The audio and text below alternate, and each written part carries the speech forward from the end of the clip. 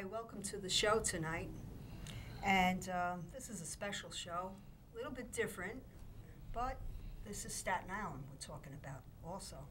People that live on Staten Island. And the title of the show is the Godling Chronicles. And I would like to welcome my guests, my two guests, Jonathan and Anderson. Hi, Jonathan. Hi. How are you? Great. Okay, and then the bigger Brian Anderson. Hi, how you doing, Hi, Pat? Brian. We're very, very happy to be here. Thanks for having us. No problem. I think it's very important that we get the word out. We're going to have a nice show. And the Godling Chronicles. First of all, Brian, do you live on Staten Island? We do. We live in what's considered Manor Heights, near, I'll say, Wagner High School in that area. Mm-hmm. I've been here for about 12 years. I'm originally from Mobile, Alabama, and Jonathan was born and raised here. Okay. Live here with my wife and my son, and whole family's, a bunch of Staten Islanders. You're Staten Islanders. Very good. Just like your son. Oh, yeah. Even though he's in San Diego right now. Well, no accounting for taste or where you want to live. There we go. Yeah. So I'd like you to talk about one of the books that you have written in the past. When did you write this book? I wrote this. This began about a year ago, in the fall of 2010. It was published by Inkwater Press in 2011, in November, actually. It hadn't been out very long.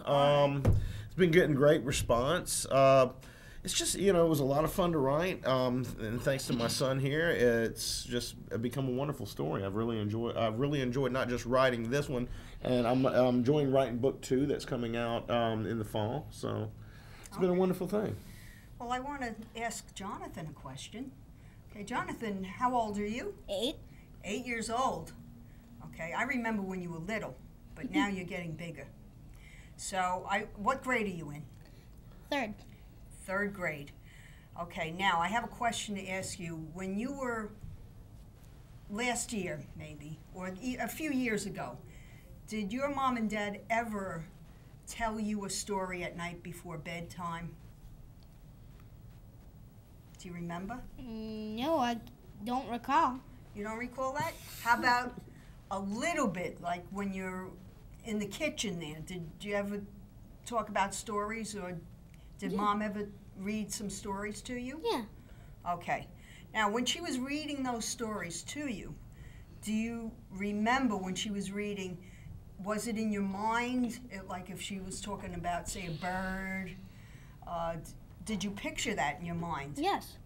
Okay, now, since you had all these things that you were thinking about with stories, how did you first come up with this idea of writing something? Well, a few years ago, we bought this new movie, Percy Jackson and the Lightning Thief, and I kept on watching it, and at the end, it gave me this idea for this story. And I told my dad, and he liked it so much that he wanted to make a book out of it. So that was like the birth of this book. It really was. John's been really very creative throughout his whole life. Now, the stuff I used to write was very dark and kind of like cerebral, things like that. And what John's done for me is kind of lighten it up and make it into more, this classified as young adult fantasy. John's in 3rd grade, but it really wasn't written for like small children. It was written for fantasy lovers, but there's no overt sexuality or foul language, so they classified it as young adult. So it can, say if your teenager was reading it, you'd be okay with the content. But I remember when John was only 3 years old. This is a true story. I remember when he was 3 also. Yes, you do. And he had this. We had this vase on the kitchen table. It was this red glass, kind of a mosaic-looking vase. And Jonathan looked at it at 3 years old and came up with this idea for a story about a man and a king fighting on top of a volcano. And I mean, his creativity really showed itself at a very young age. When he came to me with this story, like the prologue in here is almost word for word what he said to me. Well, maybe not word for word, but action for action. Mm-hmm. The main character comes from his mind. I mean, I gave it form, and I created the world, and I did, directed the story and did all that. But without Jonathan here, it would have never existed to begin with. So he came out with this character from watching TV, or Yes. was it a DVD? It was a DVD. DVD. Was that in a cartoon form or basic? Human form. Human form. Okay. You saw that. You came out with a character, and I just want to hint by hint. What's the character's name? Well, there was only two characters noticed in the story: the Dark Knight and the White Knight.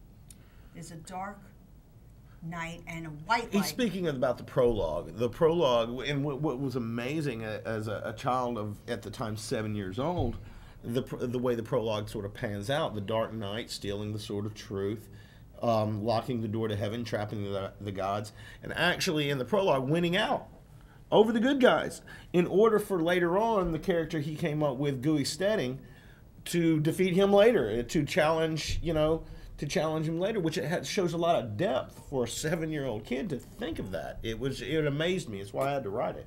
Oh, that sounds incredible. And where did the character Gooey come from? Well,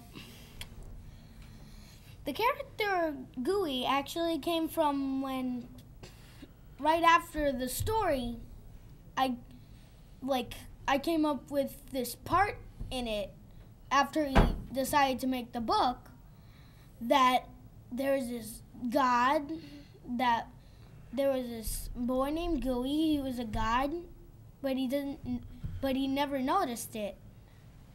And he used to work for this old man.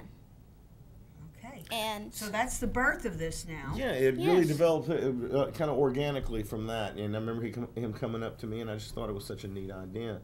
And for example, we have a character named Kalia, who's an elf. And at first I was unsure whether or not we wanted elves in the story. I didn't know what kind of fantasy novel this was going to be. Mm-hmm. And I asked John, "Do you want elves in there?" And of course he did. And he sort of described what he wanted an elf to look like. And I took it from there, and ends up is become one of the most important parts of the series.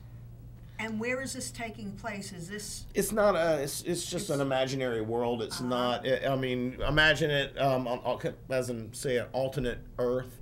Technologically, Middle Ages technology, swords, horses, and carriages.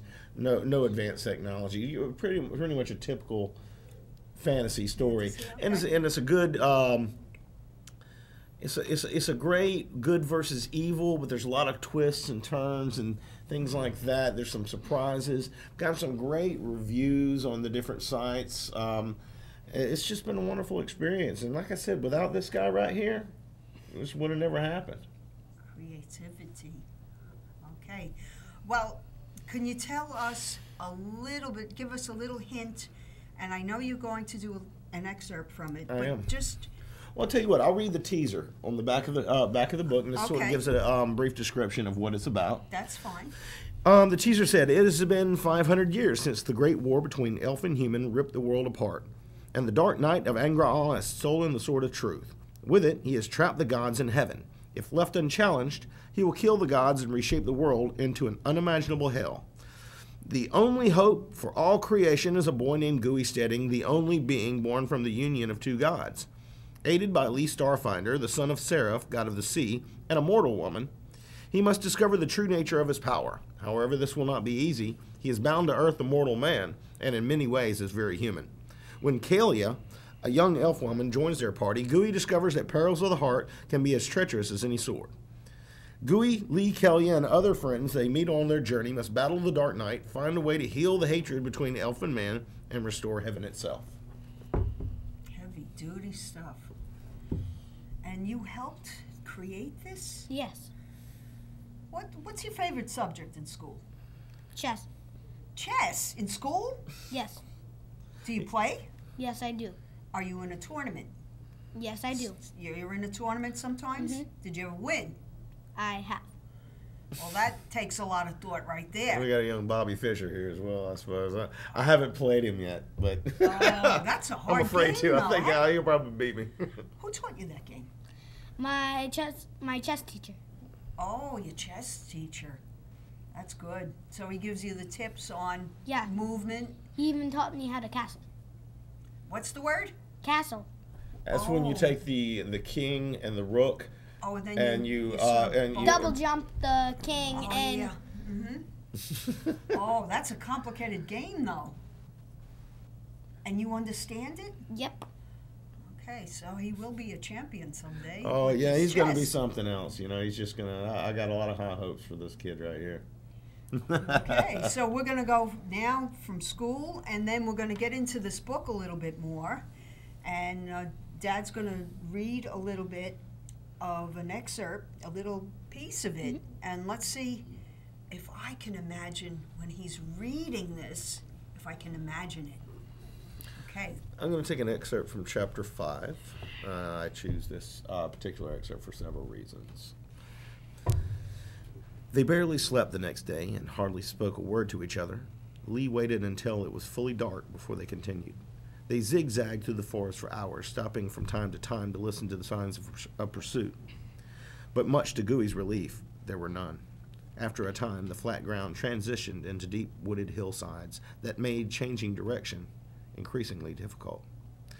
"You do know where we are, don't you?" Gooey asked, breaking the silence. Lee scowled. "Would you rather guide us?" he replied irritably.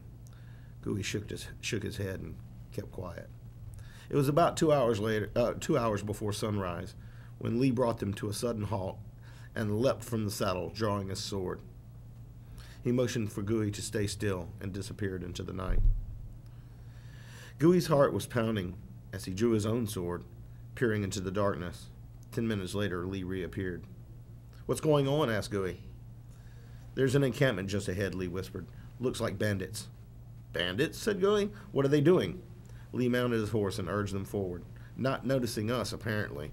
"Looks like they've found some sport, so I doubt they'll see us pass." "What kind of sport?" Gooey inquired. "They've captured an elf," Lee responded.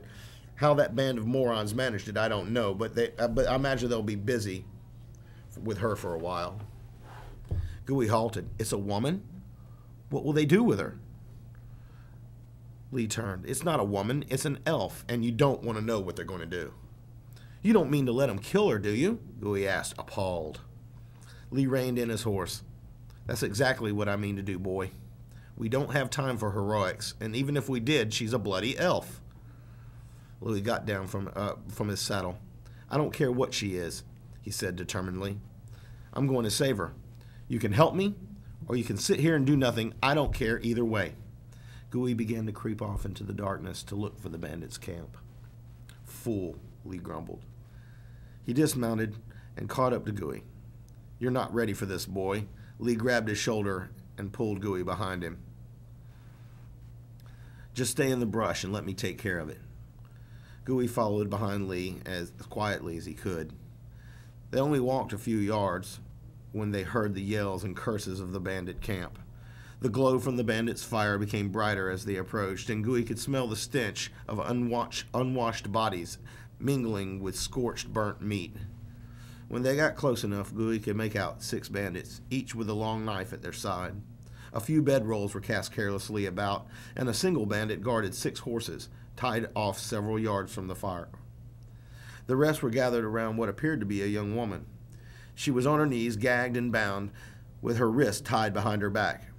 The man that seemed to be the leader was squatting in front of her, while the rest passed a large jug of wine around, laughing hideously.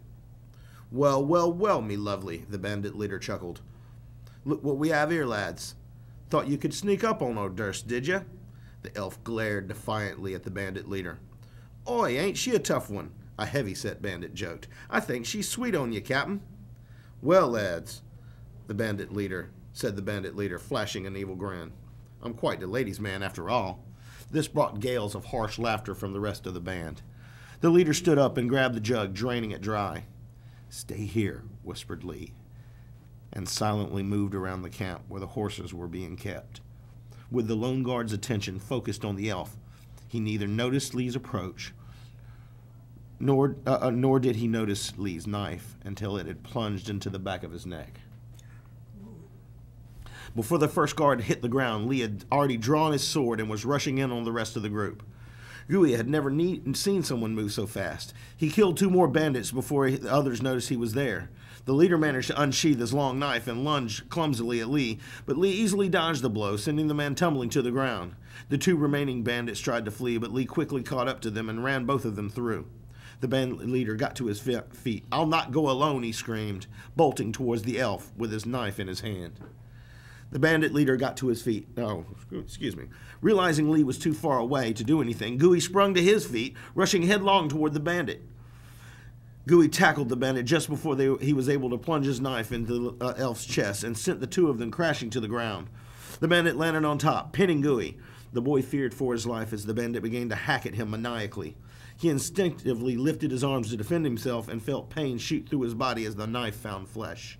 He could see blood spatter as one final blow struck home deep in his chest. It was then that Lee reached them, plunging his sword through the bandit leader's back. Lee ran to Gooey's side as the man gasped and fell to the ground. "Fool!" he cursed as he tore open Gooey's shirt.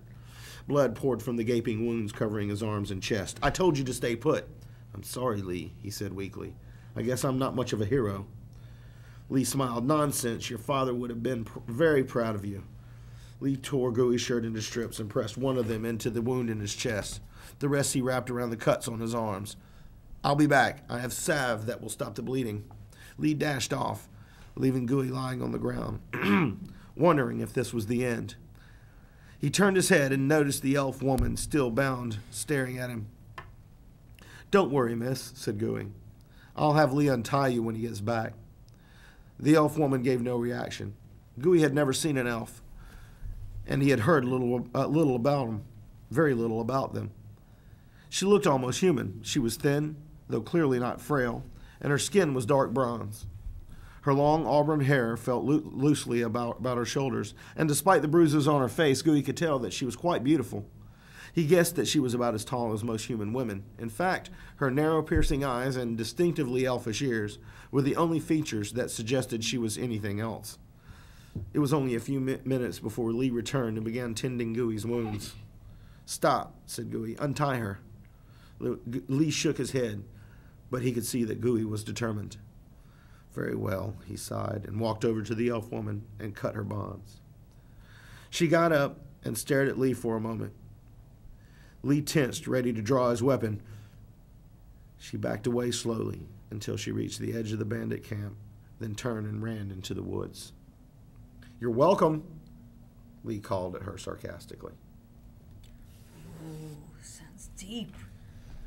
Do you remember that chapter? When he was writing that? Yes. And that's in your mind right now? Yep. Because I have a picture of it also.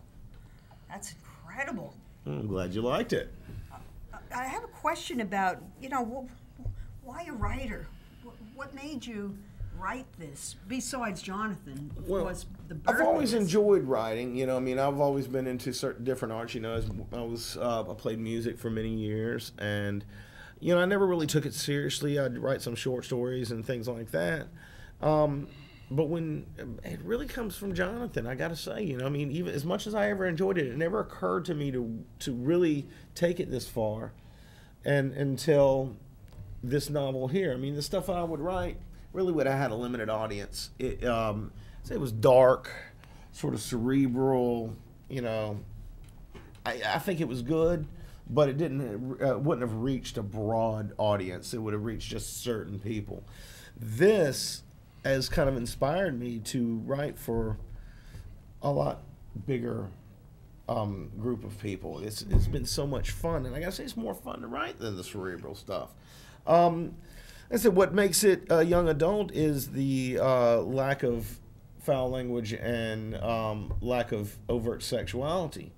There's romance, as any good story would have, and there's action, adventure. You just saw, from chapter 5, there's sword fights and bandits getting killed, and now that I'm doing this, though, to answer your question, I can't even imagine doing anything else anymore. Nice, it's in your blood. It is. It like is. Music. I'm hoping it gets into this one's blood. It is. I see it. I see he's going to be very accomplished.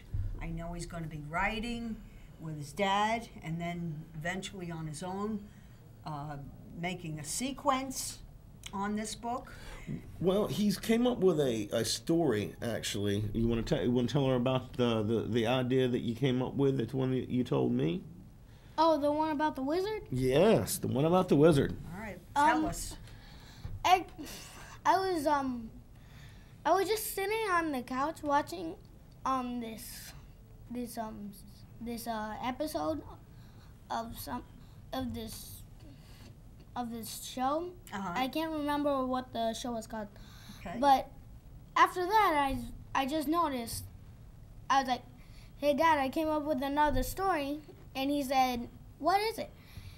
And I told him it's about this wizard in World War II. Well, I can't remember what date I said. Okay. Yeah, he said World War II. Mm-hmm. And he doesn't know he's a wizard until later on in the story. All right. And a World War II wizard, who'd have thunk it? You know.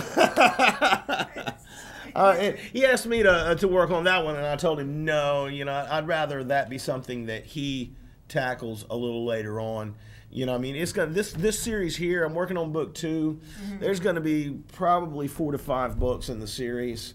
Each one is roughly 120,000 words. So in order to get the I don't want to write a 600-page novel because it's for the reader it gets a little hard to navigate through that much book. Yeah. So I told him, when you get old enough, I want you to write that one, and I want him to take his own ideas. Because by that time, I think I'll be, sort of ready to move on to different things and different projects.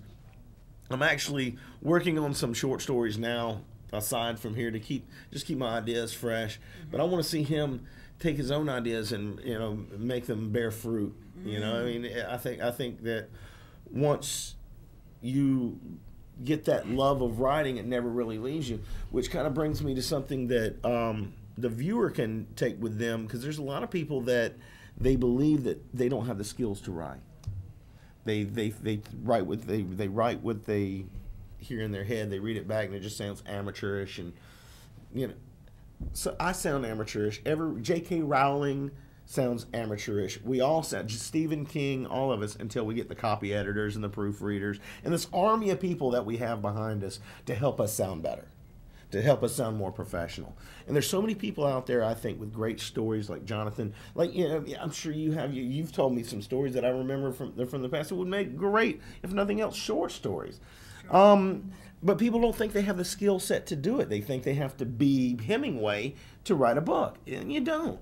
You write your ideas down, write it the best you can, go over it a few times, get other people to go over it, then you get editors to go over it, and by the time you're finished, I promise you're going to read what you had in your head, and it's not going to sound like you. It's going to be your idea that sounds like a great writer wrote it. It gets polished up. If you read my first drafts, and you would like, how is this guy a writer? Mm-hmm. Because basically most writers, we kind of sort of blow through these things. There's holes in the story. There's all that we go back and fix later because you're trying to get it down, and so you can start polishing it up. Well, I just want to move on. That's very good advice, especially for younger people.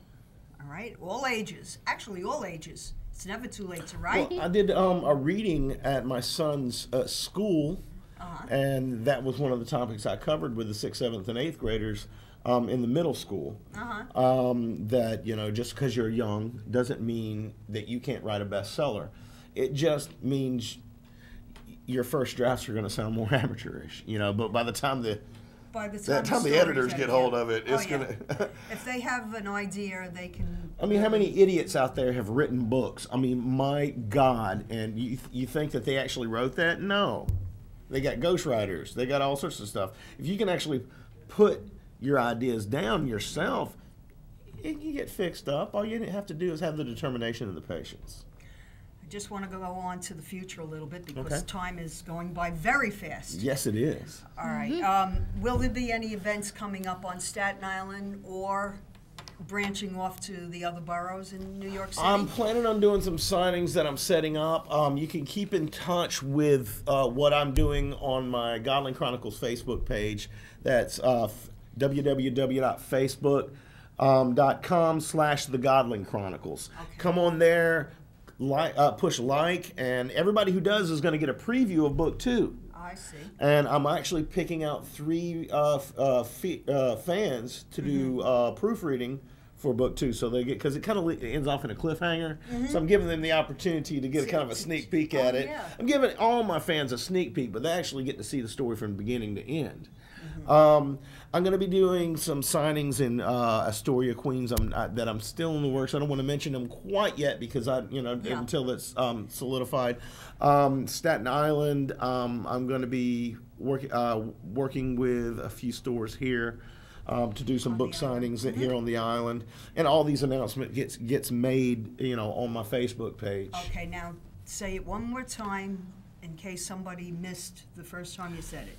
Facebook.com/The Godling Chronicles. One word, The Godling Chronicles. You can't miss me. It's right there. If you just type in The Godling Chronicles, you will see it all over Facebook. It's being sold on websites in dozens of countries. So. Okay, well, the time is just about up. And Jonathan, I thank you for being on the show because you're a great inspiration for young people. I like that. I like when people write. They're really gifted, and you can use your imagination. Thank you very much. Okay, and Brian, I thank you Thank for you, Pat. stopping by. I appreciate you having us on. We've had a great time. Okay, and I just wish everybody the best of luck, the best that you can possibly have with these books. Okay? Any questions? Give a call. You can always reach me at the station. But Godling Chronicles, that's the name of the book. Yes. Book 1, The Sword of Truth. Book 2 is going to be called Of Gods and Elves. Of Gods and Elves. Oh, that sounds great. It is. Okay, let's say goodbye to everybody. Say goodbye Bye. to Bye, people in everybody. school. Bye-bye. Stay in school. Bye, Keep reading, Genesis. keep writing. Stay in school. Hey.